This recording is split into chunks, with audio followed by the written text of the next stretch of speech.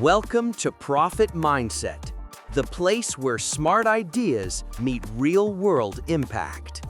Today, we'll uncover why international finance isn't just about money. It's about how humanity learns to cooperate. Where does global wealth truly come from? Why do wars destroy business more than politics ever could? And how can money become a tool for peace? If you love deep, thoughtful content that makes you think differently, hit the like button, subscribe, and stay till the end. This one will change the way you look at the world of finance. Let's begin. When we understand how deeply finance and trade are connected, we begin to see the immense service that finance provides to humanity, both at home and abroad. At home, our factories, railways, and all the remarkable tools of modern production exist thanks to the ordinary people who save their money instead of spending it on comfort or entertainment. Their savings, invested into industry, give life to every enterprise. Of course, progress also depends on the minds that organize production and the hands that do the work. But without capital, without those cautious savers who lend money for raw materials and wages, both brains and muscles would be powerless. Abroad, the impact of finance has been even greater. International finance is inseparable from international trade, and all the benefits that global commerce has brought, cheaper goods, abundant raw materials, and higher living standards, are tied to the expansion of financial cooperation across borders. By lending to developing nations and supplying goods in exchange, industrial countries fertilized distant lands, and in return received the flow of food and resources that sustained their populations and industries. In doing so, they not only helped themselves, but also opened new opportunities for others. Critics argue that this generosity often armed competitors. Britain, by financing Argentina's railways, for example, enabled Germany to send ships and goods there. True, but Britain also gained. The global trade routes it financed increased shipping, banking, and manufacturing at home.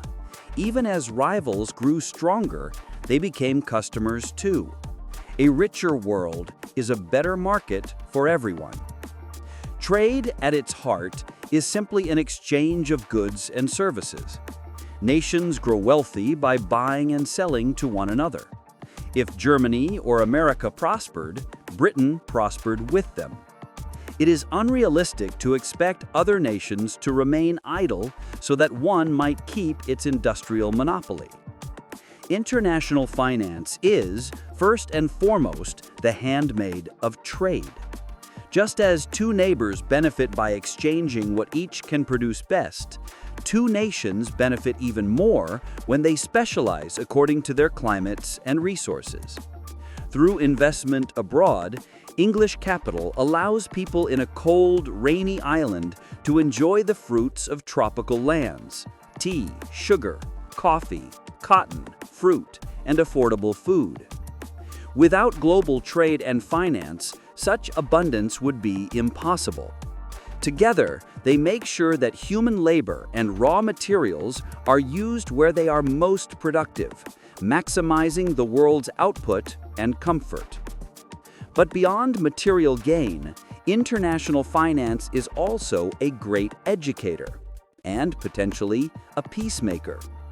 Each financial tie between nations makes peace more desirable and war more costly. Critics often paint financiers as cold manipulators, profiting from war and suffering. Yet in truth, major wars destroy finance. When war breaks out, assets lose value, trade stops, and the global flow of money collapses. During the First World War, for instance, financiers in every nation suffered enormous losses. Lending stopped, markets froze, and institutions struggled to survive. Far from seeking conflict, the financial world thrives only in stability and cooperation. True, in the past, financial interests sometimes supported wars, as in Egypt in 1882 or South Africa in 1899, when investors believed military intervention would protect their assets. Yet, even then, political ambitions, not finance, were the true driving force. In Egypt, Britain's move to secure the Suez Canal was a matter of imperial strategy, not just bondholder pressure. In South Africa, national pride and politics outweighed business interests.